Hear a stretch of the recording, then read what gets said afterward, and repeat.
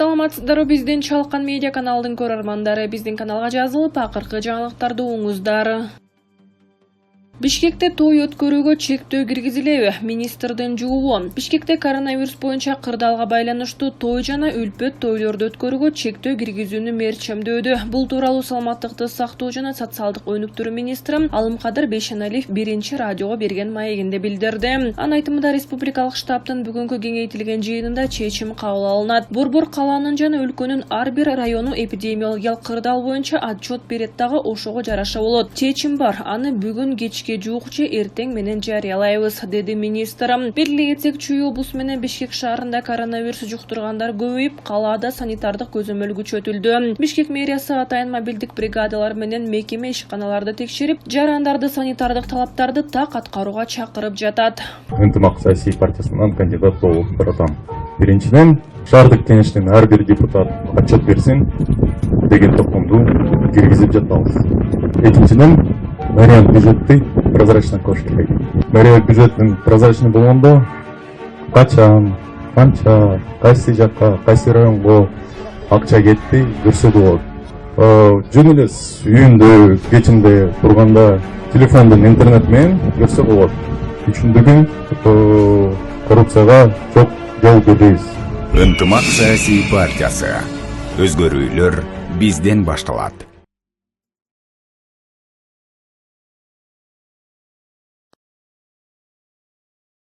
Космосбек Чолпонбаевдин баш коргоо чарасы өзгөртүлдү. Сот мурдагы саламаттык сактоо министри Космосбек Чолпонбаевдин баш коргоо чарасын өзгөрттү. Бул маалыматты 1-май райондук сотунун басма сөз кызматы тастыктады. Маалыматка ылайык, Бишкек шаарынын 1-май райондук соту 2021-жылдын 26-мартындагы токтому менен Космосбек Чолпонбаевге карата колдонулган үй камагы баш коргоо чарасын чет жакка чыкпоо боюнча тил катка өзгөрттү. Белгилей кетсек, экс-министр Космосбек Чолпонбаев 2020-жылдын сентябрында финансы полициясынын кызматкерлери тарабынан саламаттыкты сактоо министрлигинин жооптуу адамдарына карата кызмат абалынан кыянаттык менен пайдаланган деген айып менен кармалган.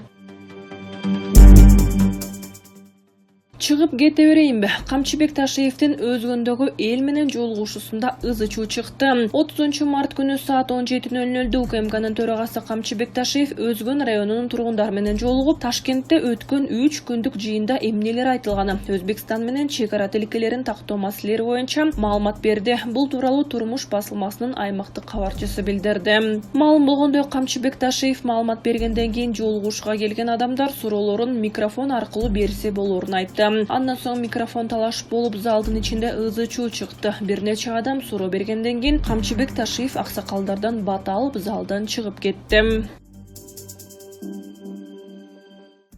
Акаев кызматка сунушталган Султанбековдун эски иштерин эске салды. Бүгүн 31-мартта Жогорку кеңеш акыйкатчынын орун басарлыгына Анвар Султанбековдун талапкерлигин карады. Анда депутат Жанар Акаев Султанбековдун эски иштерин эске салды. Азия Универсал банкында иштеп турганда айрым саясатчылардын тургундарына кредит бергенсиз. Ал азырда коомчулукта чуу жараткан маселелердин бири. Ал жерде сиздин колуңуз коюлган, ал кишилер менен сиз жакын доссуз. Ошондуктан биз ойлонуп туруп добуш беришибиз керек, деди Акаев. Султанбеков Акаевдин суроолоруна жооп берип жатып, фамилиясын өзгөрткөнүн кошумчалады. Фамилиям Мурда Төлөгөнов болчу. Атамдын атын өчпөсүн деп Султанбеков кылып өзгөрткөм, деди ал. Жыйынтыгында Жогорку кеңеш акыйкатчынын орун басарлыгына Анвар Султанбековдун талапкерлигин колдогон жок. 45 депутат макул, 25 депутат каршы добуш берди. Султанбеков жетиштүү добуш ала алган жок. Султанбеков 2020-жылдан тартып Акыйкатчы институтунда адам укугун коргоо бөлүмүндө эксперт болуп иштеп келген. Буга чейин ал банк тармагында Тышкы иштер министрлигинде да иштеген.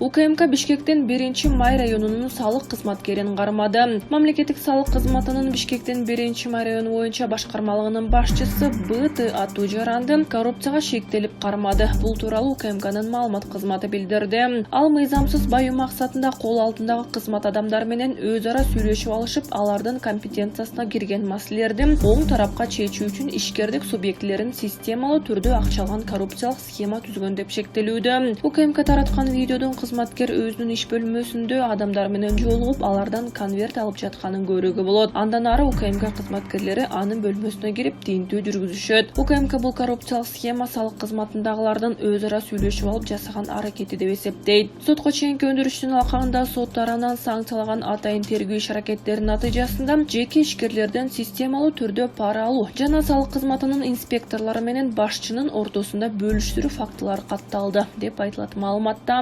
Башкармалыктын башчысы кечээ 30 мартта жазык процесстик кодекстин 98-беренеси негизинде кармалып УКМКнын убактылуу кармоочу жайына киргизилди. УКМК опузалап пара талап кылуу жана ишкердик субъектилерден пара алуу сыяктуу коррупциялык схемалар салык кызматынын башка аймактык бөлүмдөрүндө дагы орун алып, бул жалпы мамлекеттик башкарууга кедергисин тийгизип, ички инвестициялардын кетип калышына алып келерин билдирди. Буга байланыштуу көзөмөлдөөчү органдар тарабынан кандайдыр бир мыйзамсыз иш-аракеттер болгон учурда Улуттук Коопсуздук мамлекеттик комитетинин коомдук кабылдамасынын 660020 номерине же WhatsApp 0501 660020 ишеним телефонуна кайрылууну өтүнөт. Президент Садыр Жапаров Түрк кеңешинин видеоконференция форматындагы жыйынына катышат. Президент Садыр Жапаров бүгүн 31 мартта түрк тилдүү мамлекеттердин кызматташтык кеңешине мүчө мамлекеттердин башчыларынын видеоконференция форматындагы бейформал саммитине катышат. Бул тууралуу президенттин аппаратынын маалыматтык саясат бөлүмү билдирди. Иш-чарада эл аралык жана регионалдык актуалдуу маселелерди талкуулоо пландаштырылган. Бейформал саммитке Казакстандын туңгуч президенти жана түрк кеңешинин ардактуу төрагасы Нурсултан Назарбаев, Азербайджандын президенти Ильхам Алиев, Туркиянын президенти Режеп Тайип Эрдоган, Казакстандын президенти Касым Жомарт Токаев, Өзбекстандын президенти Шавкат Мирзиёев катышаары күтүлүүдө. Ошондой эле байкоочу өлкө катары Венгриянын премьер-министри Виктор Орбан, ал эми Түркмөнстандын президенти Гурбаналы Бердимухамедов ардактуу конок катары катышаары мерчемделүүдө. Түрк тилдүү мамлекеттердин кызматташтык кеңеши мамлекеттер аралык уюм. Анын башка максаты түрк тилдүү мамлекеттердин ар тараптуу кызматташтыгына көмөктөшүү. Темки ишмердүүлүгү өзүнө саясий, социалдык, экономикалык, маданий, гуманитардык жана илимий техникалык кызматташтыктын кеңири чөйрөсүн камтыйт. Бүгүнкү күндө аталган уюмдун мүчөлөрү Азербайджан, Казакстан, Кыргызстан, Туркия жана Өзбекстан. Венгриянын бул уюмга байкоочу өлкө статусу бар. Президент Түрк кеңешинин видеоконференция форматындагы жыйынына катышат. Курсан Асановдун уулу эркиндикке чыкты. Ички иштер министринин экс орун басары Курсан Асанов менен анын уулуна козголгон кылмыш иши бир өндүрүшкө бириктирилди. Бул тууралуу жактоочу Таалайгүл Токтокунова билдирди. Курсан Асановдун уулу кайтып келди. Ага козголгон кылмыш иши атасынын иши менен бир өндүрүшкө бириктирилди. Ал камакта эмес. Ал жерден кетпөө жөнүндө тил кат түрүндө алдын алуу чарасы болуп шайланган. Мен оюмча бул иш акылга сыйбаган нерсе. Мурунку бийликтин тушунда биз балдарды жана үй бүлөлөрдү куугунтуктоого жол берилбейт деп айтканбыз. Көрсө бул акцияларды азыркы бийлик улантып жатат, деп жазат жактоочу Токтокунова.